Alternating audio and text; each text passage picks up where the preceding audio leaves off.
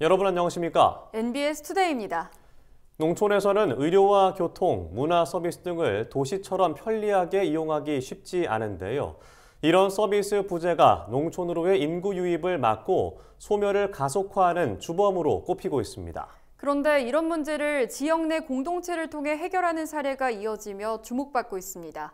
이에 정부와 국회는 이를 지원하기 위한 입법 과정에 돌입했는데요. 이호철 기자가 전합니다. 지역 공동체를 기반으로 농촌의 경제 사회 서비스를 활성화시키기 위해 발의된 농촌 사회 서비스법. 최근 국회에선 농촌 사회 서비스법의 입법을 위한 공청회가 열렸습니다. 도시에 비해 경제 사회 서비스 이용이 어려운 농촌. 이 같은 문제를 일부 지역에선 지역 공동체를 통해 해결하고 있어 서비스 양극화 문제를 해소할 대안으로 제시돼 왔습니다. 우리 마을 119 사업이라고 스스로 이름을 붙인 활동입니다. 무슨 일을 하시냐면요. 병원을 가야 되는데 춘천시에 나가야 되는데 차가 없네? 이러면 좀 태워다 드리고 이런 일들을 쭉 자체적으로 활발하게 해오고 있습니다. 이 주민들이 스스로 만든 협동조합이 돌아다니면서 집 고쳐주는 걸 한 달에 30번 한다는 얘기니 날마다 누군가는 날마다 한 집을 들러서 하고 있다라는 얘기입니다.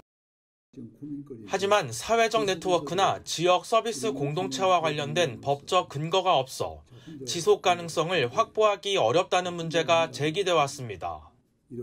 이에 농림축산식품부는 관련 조직의 법적 근거를 마련하고 농촌 주민 등이 자발적으로 서비스 부족 문제를 해결할 수 있도록 관련 법 제정을 추진하고 있습니다. 제정안은 농식품부 장관이 지역 공동체 기반의 사회 서비스 활성화를 위해 관련 계획을 3년마다 수립하고 주민을 위한 서비스 제공 공동체를 지원하는 내용 등을 담고 있습니다. 공청회에선 제정안이 위원회나 기관, 조직을 규정했지만 소멸 위기에 직면한 농촌 사회에서 인력을 구성하기에 한계가 있다는 지적이 나왔습니다. 지역 사회를 이해하는 것도 어려운데 그런 거를 연결시켜내는 저는 소위 말하는 저는 일반적으로 관계망 촉진자라고 그렇게 이야기하는데 그런 역할을 해야 되는 사람을 지역 사회 내에서 찾기가 실제로 어렵습니다. 그런데 이 법령에는 온갖 좋은 지역위원회와 지원기관과 단위 현장 실행 조직들이 있는데 거기에서 누가 일할 거냐라고 하는 부분이 없거든요. 조문 일부가 구체적이지 않고 강제성을 띠지 않아 현장에서 실제 실행으로 이어지지 않을 수 있다는 지적도 나왔습니다.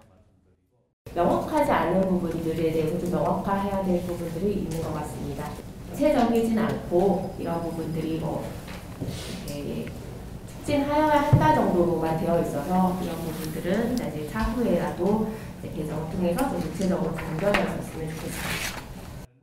이 밖에도 법안이 통과되면 향후 중요한 역할을 지게 될 사회적 네트워크, 사회적 농장에 대해 홍보가 충분히 이뤄져야 한다는 제언도 이어졌습니다. 한편 이번 공청회를 주관한 서삼석 더불어민주당 의원과 농식품부는 공청회에서 논의된 내용을 수렴해 빠른 시일 내 법안이 제정되도록 노력하겠다고 밝혔습니다. MBS 이호철입니다.